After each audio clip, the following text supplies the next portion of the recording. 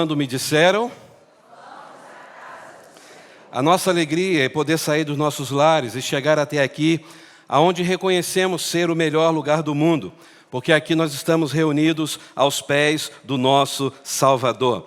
Eu e você somos privilegiados em poder adorar ao Senhor. Na semana passada estava pregando no 44º aniversário da primeira Igreja Batista Metropolitana de Contagem, lá em Minas Gerais. E trago um abraço do pastor Argemiro e de toda a igreja para a nossa igreja. E nós estivemos ali orando pelos irmãos, na certeza também que os irmãos oraram por nós. E Deus tem nos dado muitas alegrias de poder anunciar a sua santa palavra. E nessa manhã tão especial para as nossas vidas, eu quero ler com os irmãos o evangelho que escreveu Marcos, capítulo 15.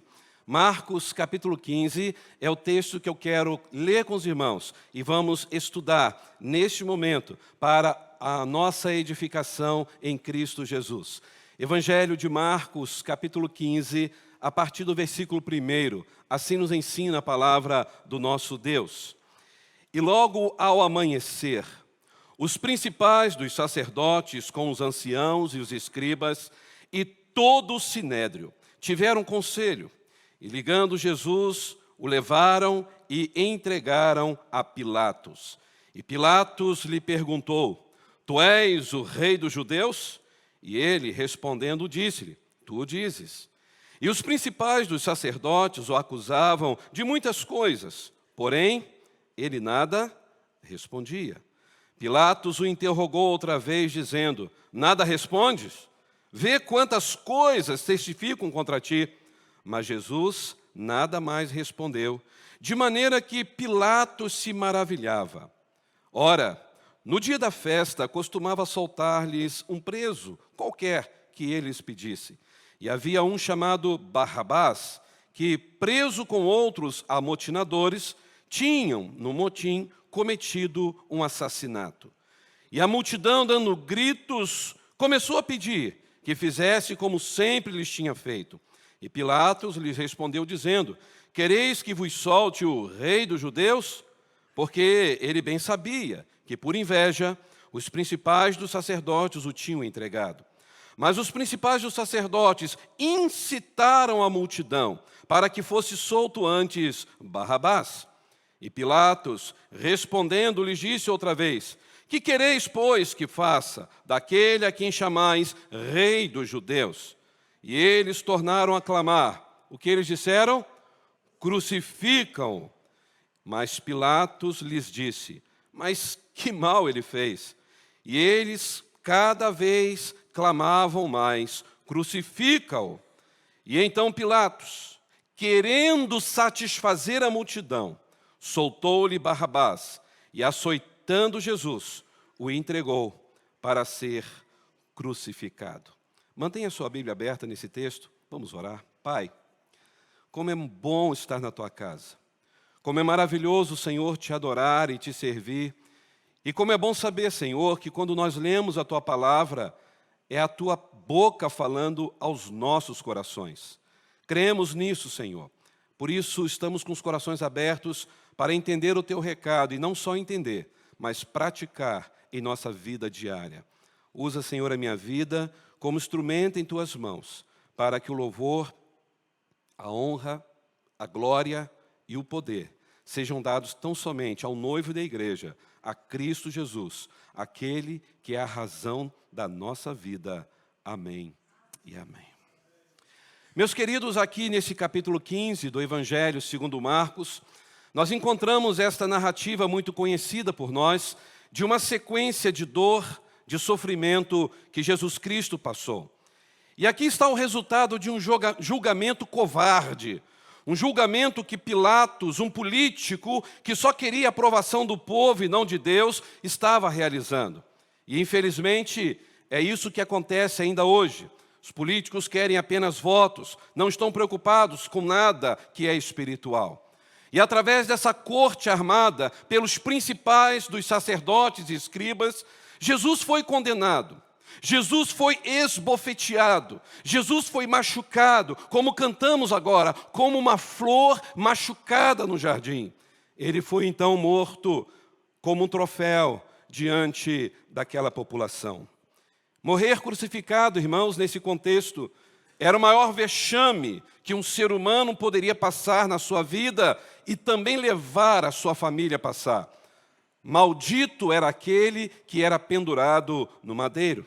E nesta manhã, que nós vamos celebrar a ceia do Senhor, eu quero pensar com os irmãos sobre este momento da crucificação de Jesus. E, na verdade, nós precisamos voltar o nosso olhar para o foco da mensagem da cruz.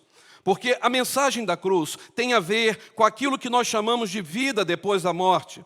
O próprio apóstolo Paulo, ao escrever, direcionado pelo Espírito Santo, 1 Coríntios capítulo 15, com muita propriedade ele disse que se nós esperamos em Cristo só para esta vida, nós somos o quê? Os mais miseráveis de todos os homens. E Paulo ainda vai dizer, se Cristo não ressuscitou, é inútil a nossa pregação, é vazia a nossa pregação, é inconsistente a nossa pregação. Se Cristo não ressuscitou, nós estaremos vivendo sobre uma ilusão, colocando a nossa vida sobre uma nuvem de fumaça de um clube de amigos chamado igreja. Para que existir igreja se Cristo não está vivo, se Cristo não venceu a morte? É por isso, meus irmãos, que a mensagem da cruz é evangelho. E esta mensagem tem tudo a ver, sim, com aquilo que nós chamamos de vida depois da morte. E a mensagem da cruz tem a ver com aquilo que existe para fora do tempo, para além do tempo, para antes do tempo e para depois do tempo. Porque a mensagem da cruz, a mensagem que fala daquilo que Cristo fez por nós, ela já existe antes da fundação deste mundo, conforme Apocalipse 13, versículo 8. Jesus é o Cordeiro de Deus, que foi entregado para ser morto antes da fundação do mundo. É por isso que a mensagem da cruz, ela não só transcende a nossa existência física e histórica, mas ela tem a ver com a nossa existência física e histórica, ou seja, com o nosso ciclo de vida, desde criança até a idade avançada, até o dia da nossa morte. A mensagem da cruz tem a ver com toda a história do universo. E o meu desejo é que nesta manhã sejam despertada em nós a compreensão dos sofrimentos que Jesus passou ao ser crucificado. Mas não só do sofrimento, não é para termos pena de Jesus, mas é para compreendermos e sentirmos que Jesus fez aquilo por causa de mim, por causa de você, por causa dos nossos pecados. E o que nós estamos fazendo diante da mensagem da cruz, diante de Jesus Cristo. Meus queridos irmãos, no contexto desta passagem, é narrado que Jesus começou a carregar a sua cruz, algo que era exigido normalmente para os condenados. Mas Jesus estava fragilizado, Jesus estava exausto, Jesus estava com fome, Jesus tinha levado muitas chicotadas, o seu corpo estava completamente rasgado. E Jesus então chega a um momento que ele cai sobre o peso daquele madeiro nas suas costas. Então os romanos obrigam a carregar a cruz um homem que estava passando por ali, e o seu nome era Simão Cirineu, um judeu de Cirene, conforme diz o verso 21. E é bom frisar aqui, irmãos, que Cirene fica na costa norte da África. Então, em Cirene, viviam, como ainda vivem, judeus negros, judeus africanos, que alguns acreditam ser descendente de Salomão com a rainha de Sabá. Então, foi neste momento, que este homem vindo de lá, da África, um africano, chamado Simão Cirineu, ele abençoou Jesus ao carregar aquela cruz pesada. Só que preste atenção, Simão não carregou o peso que estava sobre Jesus, porque o que Simão carregou foi um objeto chamado cruz. Aquele objeto pesado que Jesus carregou era o peso de um madeiro da cruz, mas Simão nunca pôde carregar o peso que de fato Jesus carregou, porque Jesus estava ali carregando não o madeiro, mas o seu pecado e o meu pecado, e ele fez isso por amor. Louvado seja o nome de Jesus. Meus irmãos, por que Jesus morreu naquela cruz tão cruel, tão pesada? Foi porque Ele te amou, porque Ele me amou. E aí eu vejo Simão Cirineu sendo um instrumento de Deus para ajudar Jesus. Mas Simão Cirineu não morreu na cruz por meus pecados e nem por seus pecados. É por isso, meus irmãos, que o texto mostra que Jesus estava fisicamente debilitado. E assim Jesus chega ao Gólgota, ou Caveira, que é uma colina situada fora da cidade de Jerusalém. E, meus irmãos, De acordo com o costume, deram-lhe mistura de vinho com mirra, que era uma forma de anestésico, uma forma de aliviar Jesus dos seus sofrimentos. Mas a Bíblia diz que quando Jesus foi tentar provar, ele cuspiu, ele não quis provar, porque ele estava resoluto para chegar até o fim de tudo aquilo. Ele estava pronto a sofrer pelos nossos pecados. E diz a Bíblia que foi na terceira hora judaica, a terceira hora seria às 9 horas da manhã, que pregaram Jesus naquele madeiro, aonde o sangue ali espirrou. E Jesus então sentiu aquela dor dos pregos, rasgando a sua carne. Os sofrimentos se prolongaram até a hora nona, ou seja, às 3 horas da tarde.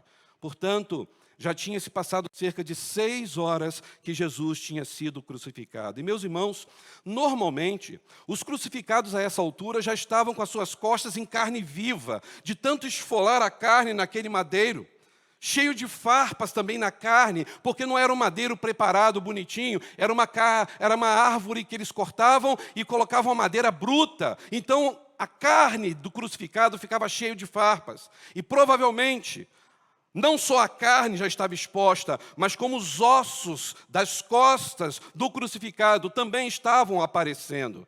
E, meus irmãos, a crucificação era considerada a morte lenta e dolorosa, e a vítima poderia ficar até 36 horas exposta ali naquele madeiro. Tanto é que se a pessoa não morresse, eles tinham que quebrar as pernas para que ela morresse de asfixia.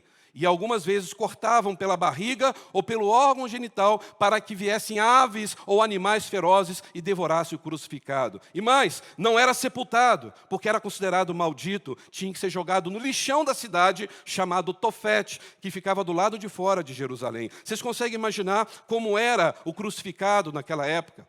E a Bíblia diz que Jesus suportou intensamente 6 longas e terríveis horas de dor e de sofrimento. E para piorar a humilhação, Jesus foi crucificado, colocado na cruz, ou nu ou seminu. E além de tudo isso, ainda foi colocado no meio de 2 salteadores, malfeitores, bandidos.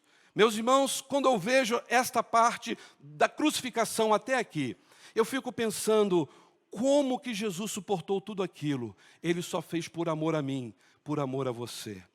Vocês conseguem sentir e entender o quanto Jesus estava vivendo e sentindo naquele momento? Meus irmãos, Jesus ficou exposto a uma condição de vergonha, de degradação, principalmente porque, por ironia, ainda lhe cravaram na cabeça uma coroa de espinhos. E ainda colocaram sobre a sua cruz uma inscrição no topo dizendo: o Rei dos Judeus, de forma irônica, como uma blasfêmia. Dá para os irmãos sentirem um pouco desta tensão que Jesus sentiu por você e por mim? A pergunta que eu faço à igreja nesta manhã: qual seria a nossa reação se estivéssemos ali naquele momento diante da cruz de Jesus? É por isso que eu quero pensar com a igreja nesta manhã, em que nós vamos estar celebrando a ceia do Senhor, sobre as atitudes daquelas pessoas que estavam ali, aos pés da cruz, pessoas que conheceram Jesus, viram o que Jesus fez durante o seu ministério e agora contemplavam o sofrimento de Jesus. E eu quero pensar em qual dessas classes de pessoas registradas nesse texto eu e você fazemos parte. Eu posso, pelo menos, indicar 3 tipos de pessoas, 3 grupos de pessoas aqui diante da cruz. A primeira delas, eu vejo que diante da cruz existiam pessoas que eram indiferentes ao sacrifício de Jesus. Vamos falar juntos? Pessoas que eram indiferentes ao sacrifício de Jesus. Talvez você diga: pastor, eu não estaria ali fazendo isso não. Eu jamais seria indiferente. Vamos ver? Verso 16. Os soldados então o levaram para dentro da sala, que é da audiência, e convocaram toda a corte, e vestiram-no de púrpura. Quem vestiu Jesus de púrpura? Os soldados. Teceram uma coroa de espinho e puseram na sua cabeça. E logo começaram a saudá-lo como? Salve, Rei dos Judeus. Como que eles faziam isso? Salve, Rei dos Judeus. Meneando a cabeça, balançando as mãos, e de forma de zombaria fizeram isso.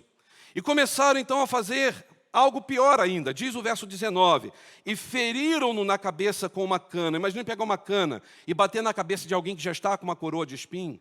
E diz que além de fazer isso, fizeram o que mais? Cuspiram nele. E postos de joelho, ficavam ali o adorando coisa nenhuma, né? Brincando. E havendo escarnecido, despiram-lhe a túnica, ou seja, tiraram aquela túnica de púrpura e o vestiram com as próprias vestes, que já estava cheia de sangue, porque Jesus tinha apanhado muito, e o levaram para fora, a fim de o crucificarem. Isso são os soldados. Agora tem outro grupo aqui juntos. E os que passavam por ali blasfemavam dele, meneando também suas cabeças, dizendo: tu que derrubas o templo em 3 dias o edificas, salva-te a ti mesmo agora, desce da cruz. Meus irmãos, o verso 29 e o verso 30 fala sobre isso. Eu li com os irmãos o verso até o 20, mas depois o 29 e o 30 falando desse outro grupo de pessoas. Agora notem comigo aqui. Aqui está uma classe formada por pessoas indiferentes. Uma delas, como eu disse, os soldados. Estavam numa missão a mais, a serviço do Império Romano. Esses homens estavam indiferentes à dores de Jesus, simplesmente porque eles não davam a mínima para quem Jesus era. Então tiraram sortes para saber quem seria contemplado com aquele lindo manto de púrpura que eles, no verso 17, vestiram Jesus para zombar de Jesus. Aliás, para quem não sabe, as vestes de púrpura, nesta época, eram frequentemente associadas à realeza, aos status sociais de uma pessoa que vivia na realeza ou era um rei. Era um símbolo de riqueza, era símbolo de poder. Os soldados fizeram isso exatamente para escarnecer. E Jesus então foi satirizado com este manto de púrpura. Jesus foi satirizado com uma coroa de espinho, para ser ironicamente comparado a um rei antes de ser crucificado. Aqui estão os soldados romanos que agiram assim. Mas é interessante, irmãos, que aqui no mesmo texto do capítulo 15, no verso 29 que lemos, tinha um outro grupo de pessoas, que foi de pessoas curiosas, que passaram por ali, mas também eram indiferentes a tudo que Jesus estava passando. O texto diz que elas entraram na zombaria dos soldados, gesticularam como se estivesse na presença de um rei, brincando, zombando, rindo de Jesus. Quando eu olho para esses grupos, irmãos, eu vejo que esses dois aqui, soldados e pessoas que passavam por ali, tipificam aqueles que vivem como se Cristo nunca tivesse existido. São pessoas apáticas à fé cristã. Aqui, irmãos, eu vejo um grupo de pessoas que fazem pouco caso do sacrifício de Jesus por nós naquela cruz. Agora, pasmem os irmãos, por incrível que pareça, este grupo de pessoas indiferentes ao sacrifício de Cristo ainda existe em nossos dias. São pessoas que zombam de Jesus com suas atitudes. São pessoas que não se sensibilizam com a mensagem do Evangelho. São pessoas que, por mais que escutem falar de Jesus, estão sempre andando na contramão da fé em Jesus Cristo. Pessoas que preferem celebrar os prazeres deste mundo do que cada um carregar a sua cruz. Preferem gastar o que tem naquilo que não é espiritual do que investir naquilo que é eterno. São pessoas que preferem passar horas na internet ou no celular do que ler a Bíblia e orar. Porque a pessoa que passa horas na internet, o dia acaba, hoje eu não consegui ler a Bíblia. Não é que você não conseguiu, é que a Bíblia não é prioridade na sua vida. Não tem nenhum compromisso com as coisas de Deus, é indiferente a tudo que Jesus fez. São pessoas que zombam do que Jesus criou, como o casamento, como a família. Pessoas que olham para o casamento e para a família como algo que pode ser descartado a qualquer momento. São pessoas que estão sempre na igreja, mas continuam presas ainda lá no mundo. Estão sempre ouvindo falar do amor de Jesus, mas estão sempre falando mal de alguém, destilando mágoa, ódio contra o próximo. Como pode dizer que é de Jesus, se não consegue amar as pessoas? São pessoas que estão vivendo indiferentes a tudo que Cristo fez. São aqueles que sabem que Jesus não os criou para viver escravos dos vícios, mas continuam indiferentes à proposta da libertação que o Evangelho de Cristo oferece. Porque o Evangelho de Cristo revela que eu e você, que nós devemos ser templo do Espírito Santo. E quando a pessoa destrói o seu corpo com aquilo que vai ser realmente algo que o escravizará, ela está dizendo: eu não estou mais olhando para Cristo como aquele que morreu por mim. Eu estou olhando para o meu corpo, para o meu prazer. Eu prefiro viver a minha satisfação do que estar na presença de Jesus. São pessoas que estão cansadas de ouvir, mas essa palavra parece como nada para eles. Esses soldados, irmãos, e essas pessoas que zombaram aqui, estavam vendo sangue sendo ali derramado, o sangue escorrendo no corpo de Jesus, no madeiro, pingando no chão, e nada disso os sensibilizou. Para eles era só mais um bandido, mesmo sabendo e vendo tudo que Jesus tinha realizado, mesmo sabendo que Jesus nunca havia feito mal a alguém. O que importava para essas pessoas, os soldados e alguns que por ali transitavam, era simplesmente ver a ordem de Roma ser cumprido e eles zombarem de mais um que estava pendurado naquela cruz. O que importava para essas pessoas era ter uma novidade, para contar, olha, está sabendo? Mais 3 foram crucificados. Eu fico imaginando se fossem nossos dias. Essas pessoas indiferentes a Jesus, talvez iriam fazer uma selfie com Jesus ali, humilhado na cruz. Iriam tirar a foto aqui, ó, crucificado, estão dizendo que ele é o Messias. E ainda iriam jogar nas redes sociais para que todos pudessem dar um like e a pessoa ter fama. Não é isso que iria acontecer hoje em dia. Sabe, meus queridos irmãos, isso revela que hoje também o ser humano está assim. Se tornou muito religioso, mas pouco espiritual. Poucos sensíveis à voz de Jesus. Porque se todo mundo tivesse sensível à voz de Jesus, as famílias iriam viver melhor. Se todo mundo estivesse sensível à voz de Jesus, os jovens, os adultos, os idosos estariam vivendo uma vida mais consagrada a Jesus.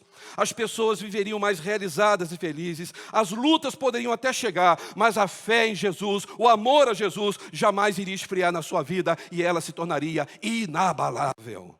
A pergunta que soa no meu coração, e espero que soa no seu também será que nós estamos sendo insensíveis ao sacrifício de Jesus naquela cruz por nós? Como foi os soldados, como foi aquelas pessoas.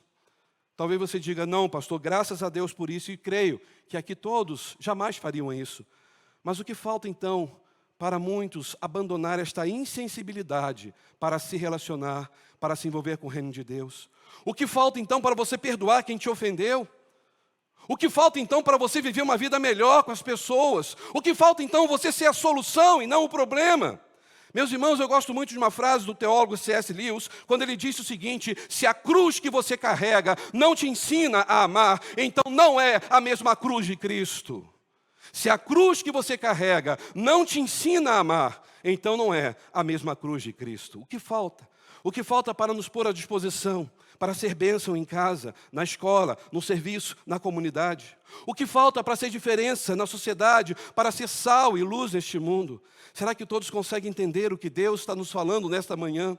Temos sido, de fato, participantes do grupo sensível ou insensível e indiferente para com tudo que Jesus fez. Este foi o primeiro grupo.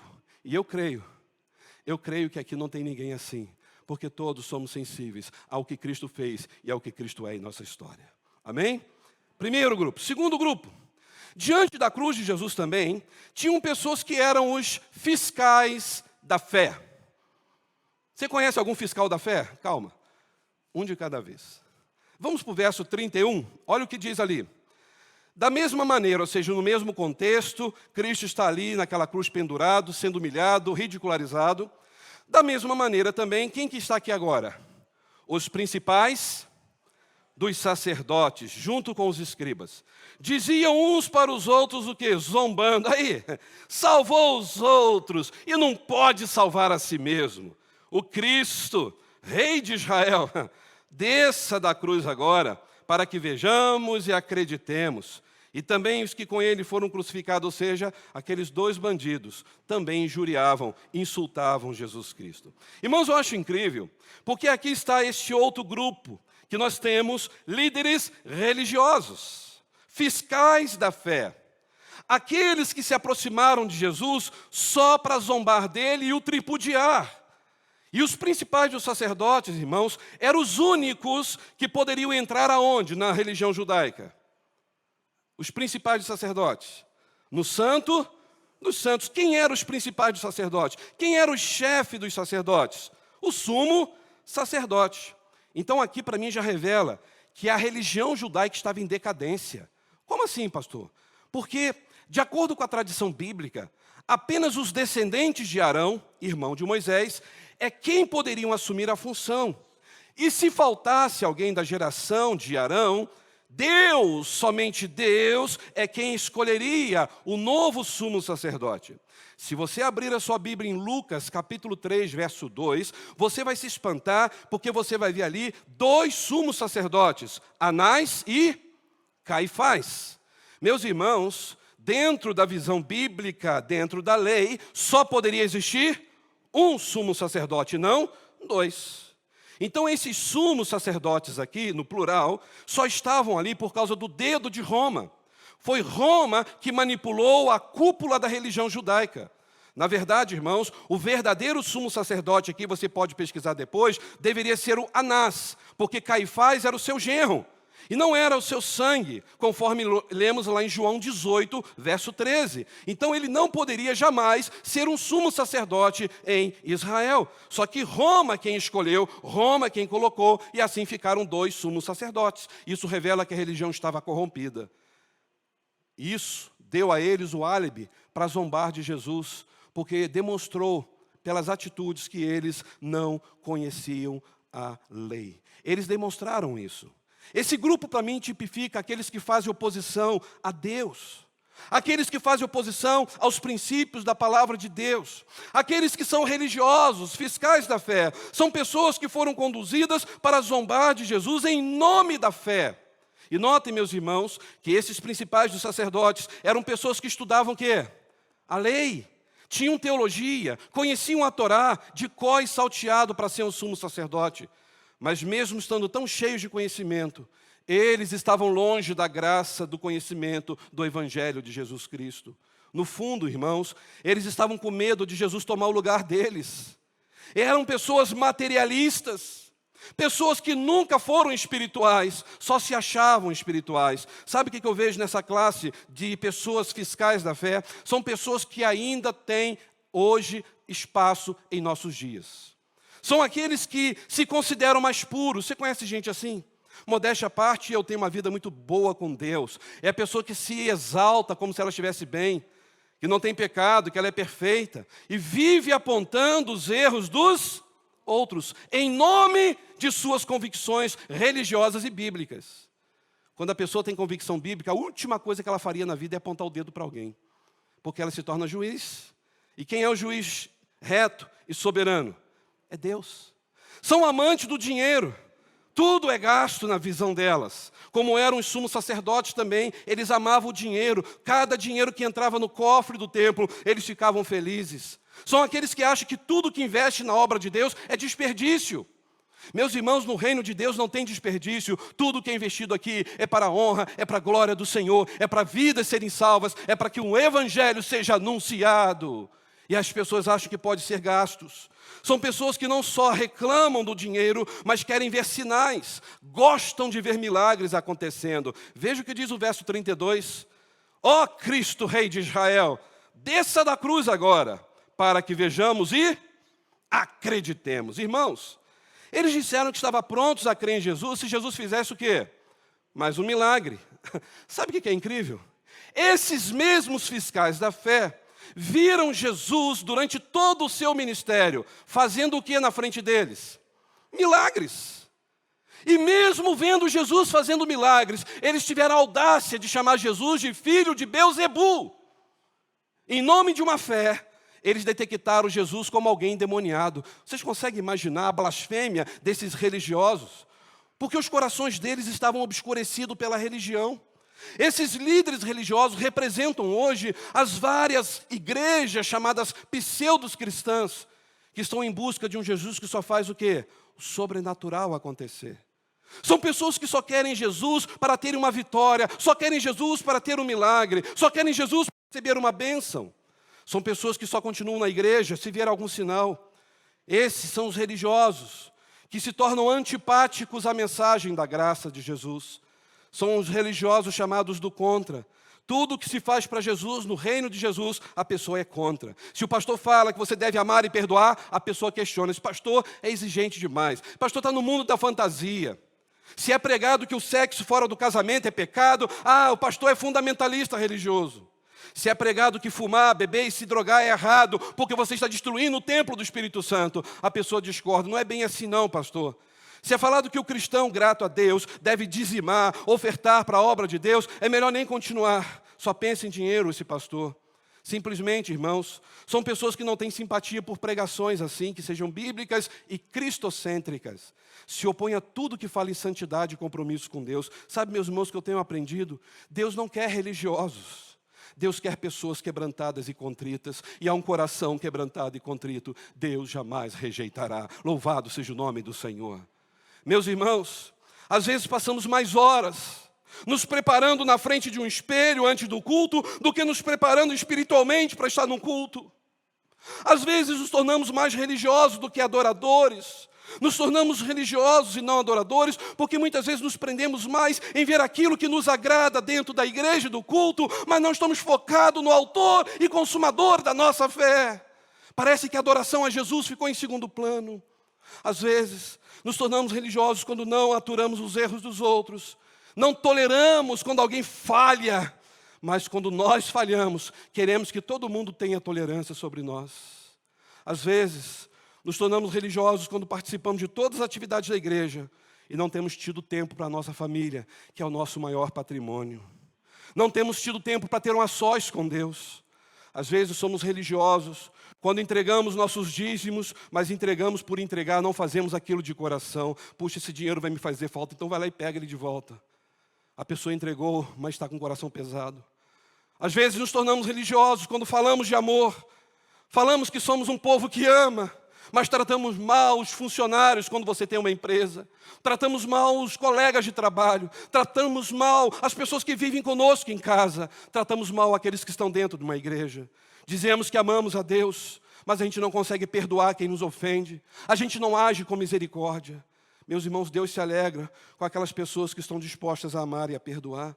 E às vezes nos tornamos religiosos porque estamos mais preocupados com os bastidores da igreja do que com programações, do que talvez estamos preocupados, melhor dizendo, com programações, do que com a essência do cristianismo. Qual é a essência do cristianismo?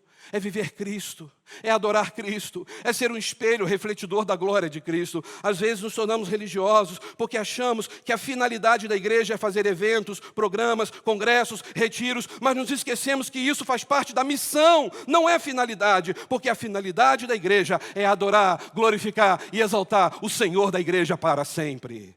Esta é a finalidade da igreja. E às vezes as pessoas esquecem isso. Eu digo que o que está acontecendo no meio das igrejas é o antropocentrismo, é um culto ao ego, é um culto ao ser humano. O que Deus quer são pessoas que se coloquem à disposição de o adorar, de o amar, disposição de caminhar mais uma milha com aqueles que te feriram. Deus se agrada daqueles que estão vendo que o tempo está acabando e querem fazer o melhor para Deus antes do arrebatamento da igreja. Meus queridos irmãos, na vida cristã não há espaço para vaidade, não há espaço para orgulho. Sabe por quê? Porque o nosso Rei, o nosso Senhor da glória, foi Rei servo. Ele se esvaziou, Ele se despiu da sua glória, Ele não teve onde reclinar a sua cabeça aqui na terra, Ele se cingiu com uma toalha para lavar os pés dos seus discípulos. Ele foi humilhado, Ele foi cuspido, Ele foi esbofeteado, Ele foi rasgado, Ele foi crucificado. Furaram sua cabeça com a coroa de espinhos, furaram o seu lado depois com uma lança aonde saiu água e sangue. Ele foi sepultado no túmulo emprestado. E nós sabemos tudo isso que está no texto. Mas mesmo com todo esse conhecimento, poucos conseguem sentir aquilo que Jesus fez e não conseguem dar o melhor para Jesus, porque se tornam fiscais da fé. Não basta conhecer a verdade se você não foi transformado por essa verdade. Você pode repetir isso comigo? Não basta conhecer a verdade se você não foi transformado por essa verdade. E o que é incrível, irmãos, todos esses dois grupos que eu falei até agora, os indiferentes e os fiscais da fé, estavam aonde? No mesmo lugar, aos pés da mesma cruz de Jesus, vendo o mesmo sangue sendo vertido naquele madeiro. E isso revela que conhecimento sem amor envaidece. A fé sem obras é morta. A doutrina sem vida é inútil. O conhecimento sem obediência nos torna mais culpados diante de Deus. E Satanás conhece a verdade, que é alguém que conhece mais teologia do que o diabo, porque ele participou de toda a confecção, de toda a Bíblia, de tudo que aconteceu na Bíblia. Satanás estava vendo tudo aquilo. Ele conhece muito mais do que qualquer PhD em teologia. Qual é o maior propósito de Satanás? Fazer com que as pessoas olhem para a palavra, deturpem a palavra e não pratiquem a palavra. Conhecimento sem prática descreve o caráter de Satanás e não do crente. É por isso que Satanás, irmãos, é sumamente infeliz, mas o crente não. O crente é feliz. Porque o crente não só conhece a palavra, mas ele pratica aquilo que ele conhece. O crente, irmãos, é aquele que está sempre se regozijando no Senhor. O crente é aquele que reflete a glória do Senhor. O crente é aquele que destila amor sobre a vida do seu próximo. Este agora é o último grupo que estava na cruz, de frente à cruz de Cristo. O grupo de pessoas que tinham uma fé sincera e genuína para com Jesus. É o grupo dos crentes. Veja comigo o verso 39. O centurião que estava de frente dele. Quem era o centurião? Um homem que comandava 100 soldados romanos. Um homem acostumado com sangue, com atrocidade. Ele estava de frente dele. Dele quem? De Cristo naquela cruz. E vendo que assim clamando expirara, qual foi a fala desse homem? Este homem era filho de Deus. Verdadeiramente este homem era filho de Deus. Aqui este centurião se converte aos pés da cruz. E diz agora o verso 40, olha que grupo bonito. Ali também estavam algumas mulheres, olhando de longe, entre as quais Maria Madalena, Maria, mãe de Tiago, o menor, e de José e Salomé, as quais também o seguiram e serviram, quando estavam na Galileia. E muitas outras, aqui fala outras, não outros, porque tinha outras mulheres que tinham subido com ele para Jerusalém. Irmãos, é incrível esse texto agora da parte final. Porque aqui está o grupo formado pelo centurião romano e pelas mulheres que acompanharam Jesus. Para mim, esse grupo tipifica os que verdadeiramente são fiéis seguidores de Cristo. Os que se posicionam junto a Cristo diante de qualquer adversidade. E o que me chama a atenção é que o texto não cita aqui o nome dos discípulos, apesar de que nós sabemos que João, o apóstolo amado, também estava ali. Mas agora um recém-convertido, acostumado com toda a crueldade, com ver sangue sendo jorrado, o centurião romano, ele confessa que Jesus de fato era filho de Deus. E as mulheres tiveram caráter de se manter firmes aos pés de Jesus. Mas cadê os discípulos? Cadê aqueles homens que passaram 3 anos com Jesus, vendo milagres, anunciando os milagres, fazendo que aquele milagre também acontecesse, porque eram instrumentos nas mãos de Jesus? Na verdade, aqueles discípulos de Jesus amavam a Jesus, mas eram pessoas ainda covardes, estavam com medo. Qual era o medo dos discípulos? Serem mortos, como Cristo também foi. Mas não só isso. Aqueles discípulos não esperavam que Jesus fosse morto assim, de uma forma tão humilhante, tão cruel. Meus irmãos, quando eu olho para esses discípulos, eu não fico julgando eles não, porque muitas vezes eu sou um deles. Quantas vezes nós passamos por situações iguais ou parecidas com um dos discípulos e simplesmente a nossa fé também não é tão genuína assim. Momentos em que o medo bate à porta da nossa vida. Quem aqui também não sente medo? Momentos em que a morte aparece e nós somos surpreendidos pela perda de um ente querido. Momento que somos surpreendidos em face a uma doença incurável. Como também o medo de viver momentos em que somos surpreendidos por causa de uma separação conjugal. Quantos aqui já não viveram isso ou talvez estejam vivendo isso? Momentos em que as brigas familiares nos pegam desprevenidos e isso causa um medo no coração. Momento em que somos surpreendidos diante de uma grande perda financeira e você tem muitos compromissos e agora o que fazer? Isso dá medo. Momento em que muitos são surpreendidos por um filho ou por uma filha que se envolve com uma pessoa e isso lhe traz profunda tristeza. Parece que arrancou um pedaço do coração e sempre vem a famosa pergunta: onde foi que eu errei? Isso dá medo. Momentos em que você descobre que um filho ou uma filha estão envolvidos com drogas, parece que a sua fé fica abalada. Meus irmãos, quem diante dessas surpresas terríveis da vida tem coragem, tem ânimo para prosseguir? A sensação é de impotência, de tristeza, de derrota. Parece que a única saída é fugir, ir para um canto e ficar ali numa depressão profunda. Notem que o medo dominou esses homens que viveram 3 anos com Jesus. E, na verdade, o medo também tinha a ver com a própria culpa. Culpa porque eles sabiam que tinham abandonado Jesus. Culpa porque, como Pedro bateu no peito, Senhor, estarei contigo, mesmo que eu tivesse que morrer. e ele negou Jesus 3 vezes. O medo tinha a ver com a ausência de Jesus, do Mestre, porque Jesus dava segurança para eles. Irmãos, aqueles discípulos só não saíam no tapa toda hora porque Jesus estava ali. Uma vez uma pessoa me disse isso no ministério que eu pastorei em São Paulo: pastor, se eu podia fazer um outdoor mais ou menos do seu tamanho, daquele bem grossinho que tem um tripézinho atrás, com a sua foto, fazendo assim, ó. Eu falei assim: por quê? Eu não sou candidato a nada. Ela falou assim: não, pastor, porque é só o senhor chegar lá em casa que tudo fica calmo. Ninguém briga. Mamãe faz café para o papai, pastor. Isso é um milagre. Papai vai na padaria comprar pão. Todo mundo fica chamando o outro de querido dentro de casa. Pastor, tem querido na minha casa não. Dia a dia, ó, só pauleira, pastor. Então, se colocar um outdoor do senhor lá assim, ó, acho que todo mundo vai olhar assim, ó. Aí eu falei assim: então vocês têm mais temor ao homem do que o Deus de vocês. Vocês imaginam, quando os discípulos de Jesus saíam lá, ficavam se estranhando, quem ia ser o primeiro? Aí Jesus chegava e tinha que dar uma chamada de atenção neles. Por que as pessoas não conseguem se relacionar uma com as outras? Por que o pastor tem que estar perto? Isso é falta de maturidade cristã. Sabe, meus irmãos, o medo desses discípulos é agora Jesus não está junto com a gente para nos ajudar a segurar Pedro. Jesus não está no nosso meio para ajudar com Tomé. Coitado, esse camarada aqui é frio na fé. Eles estavam com medo. E talvez nesta manhã você também seja uma pessoa que vive com medo. Você tem medo de perder quem você ama.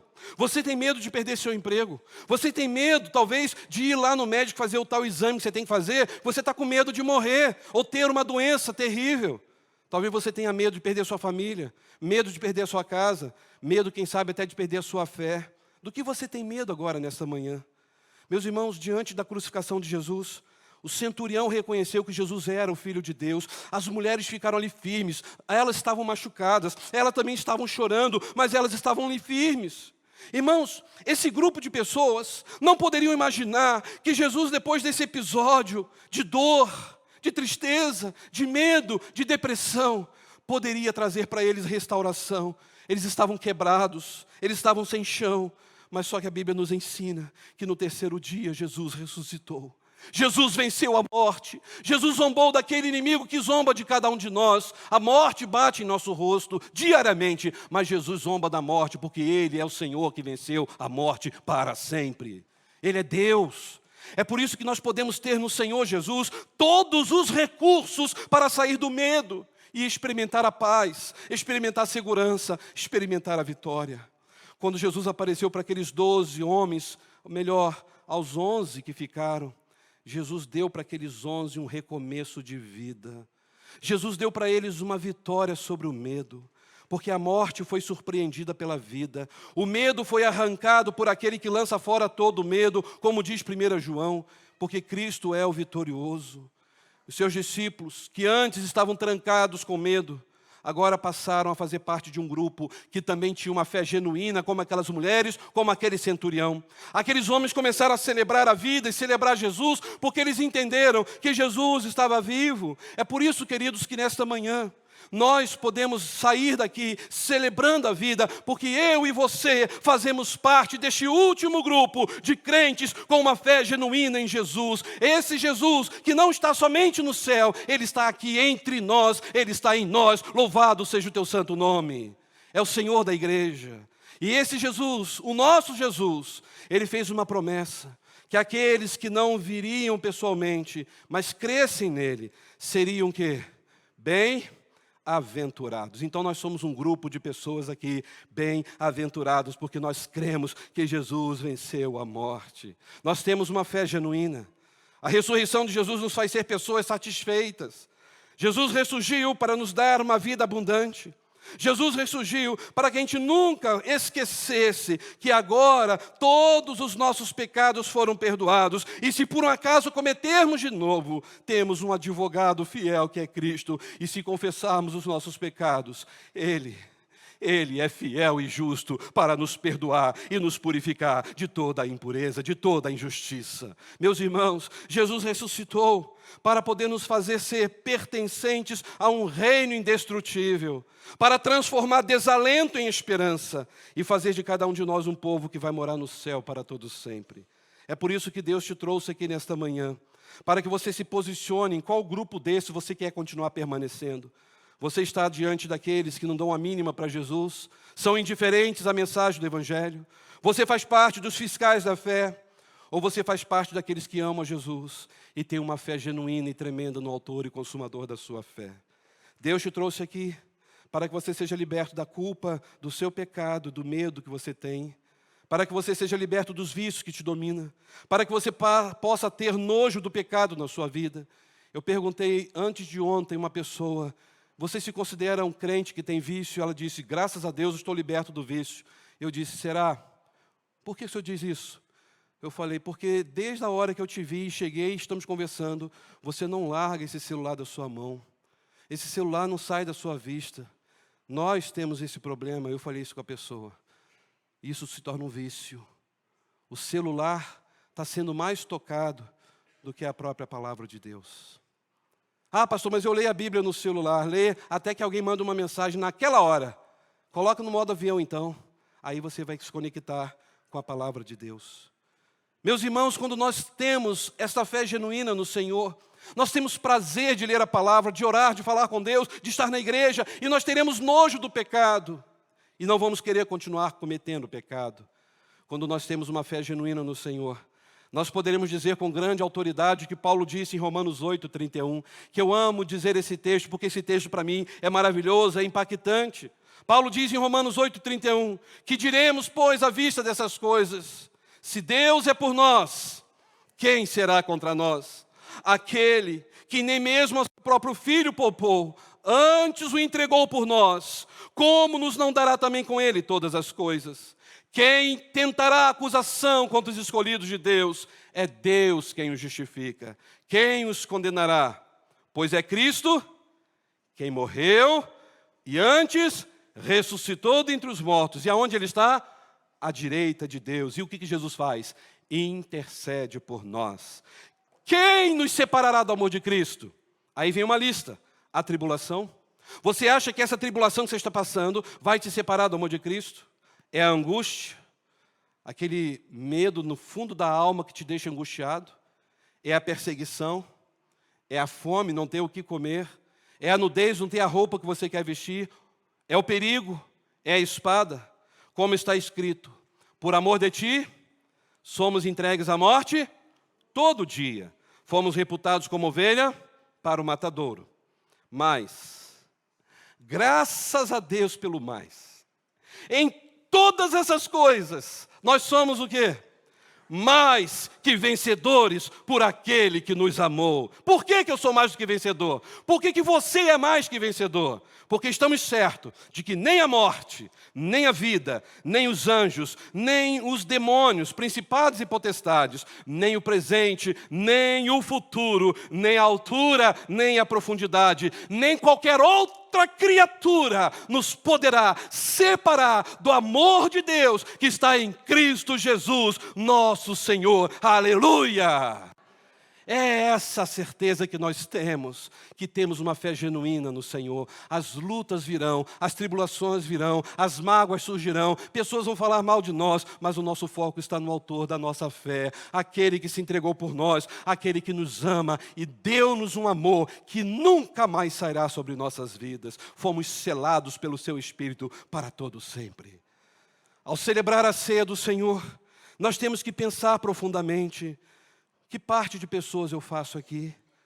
Eu tenho sido indiferente para com Cristo, para com a sua igreja, para com a mensagem da cruz? Eu tenho sido fiscal da fé, que quer usar o próprio conhecimento bíblico para criticar alguém ou apontar o dedo para alguém? Ou eu faço parte de um grupo de pessoas movida por uma fé sincera e genuína? Quando eu tenho esta fé sincera e genuína, o perfeito amor que é Cristo lança fora todo o medo. O medo que você está sentindo cai por terra. A dor que você sente na alma, Jesus também sabe o que é isso. E Ele está pronto a te aliviar e te abençoar.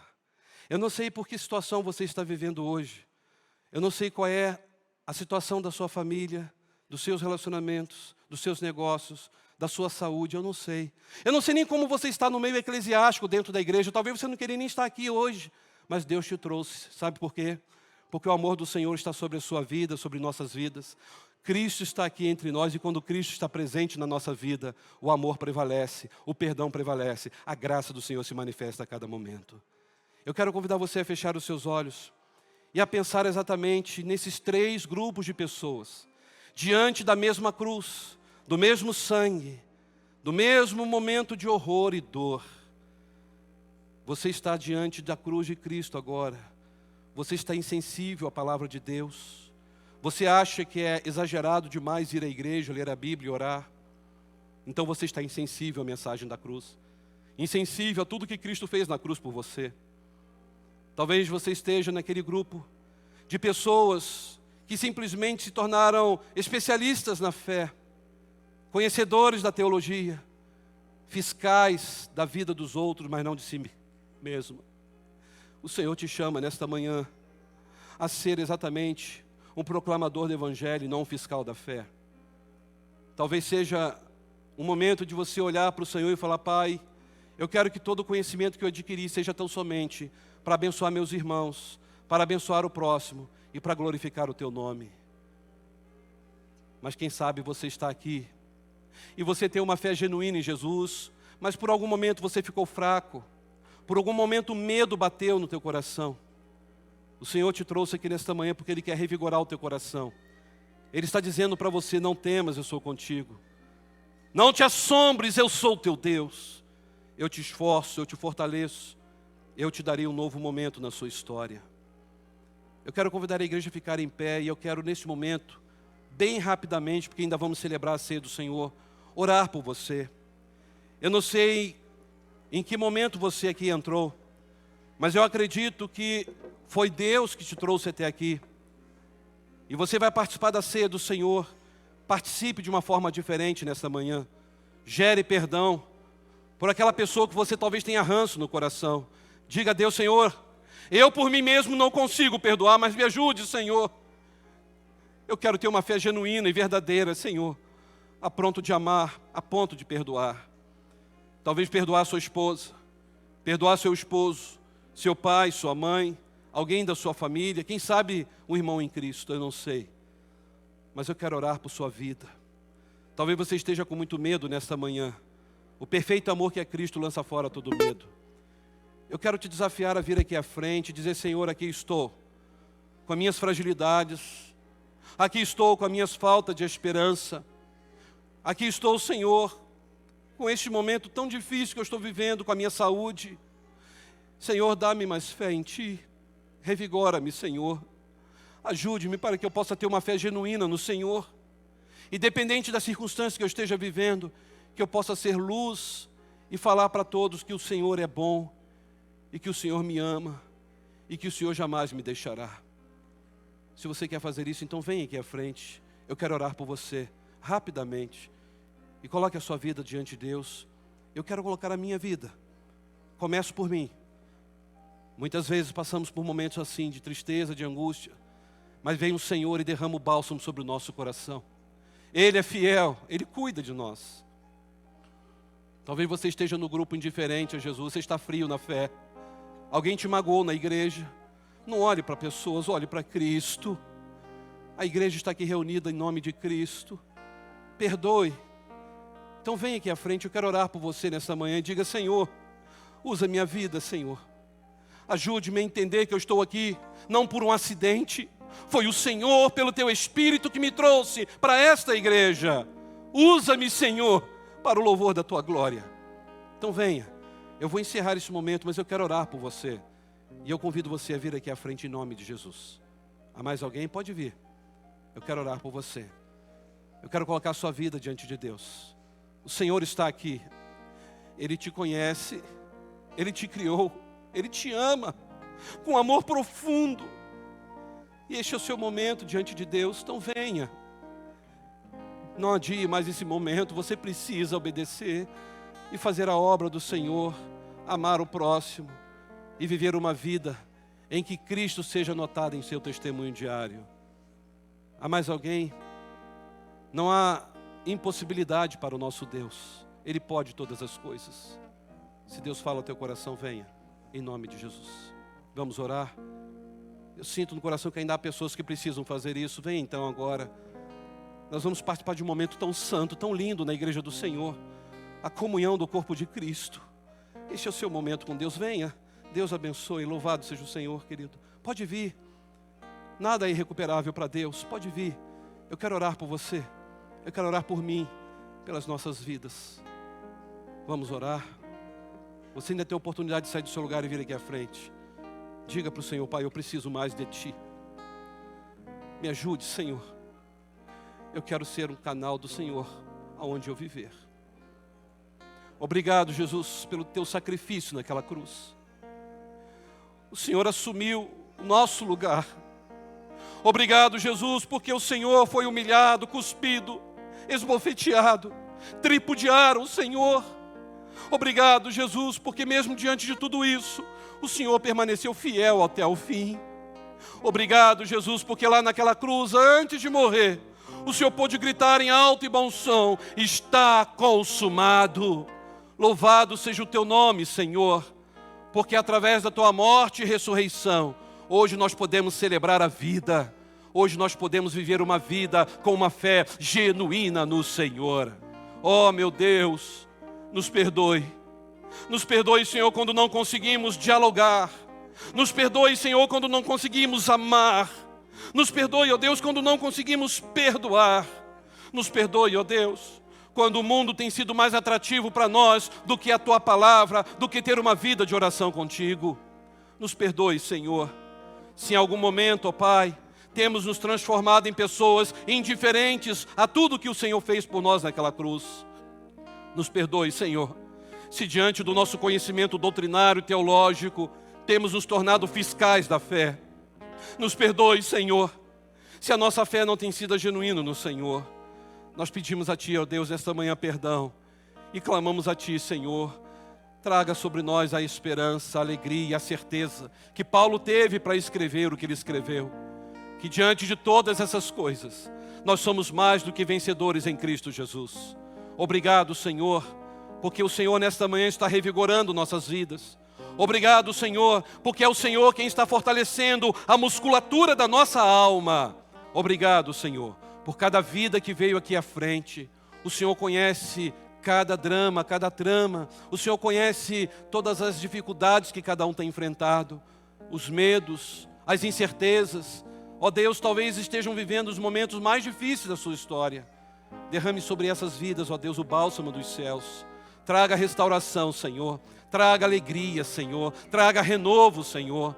Aqueles que estão Te confessando como Senhor, que seja dia de salvação, dia de experimentar o novo do Senhor, uma nova vida para sempre. Ó meu Pai, eu coloco essas vidas, a minha vida, a nossa vida no Teu altar.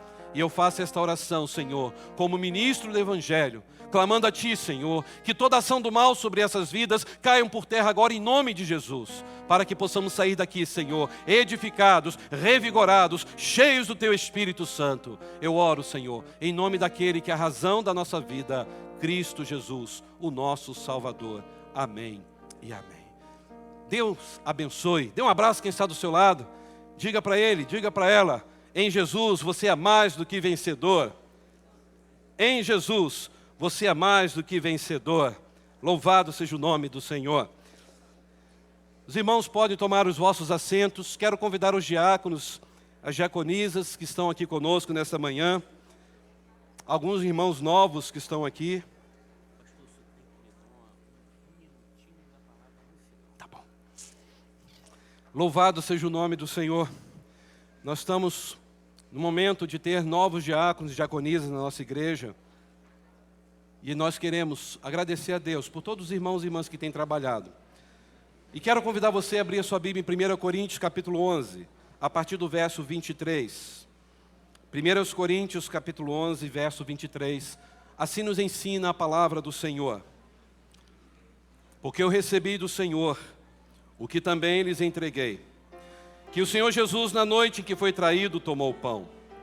E tendo dado graças, partiu e disse: isto é meu corpo que é dado em favor de vocês. Façam isto em memória de mim. Da mesma forma, depois da ceia, ele tomou o cálice e disse: este cálice é a nova aliança no meu sangue. Façam isso sempre que o beberem em memória de mim. Porque sempre que comerem deste pão e beberem deste cálice, vocês anunciam a morte do Senhor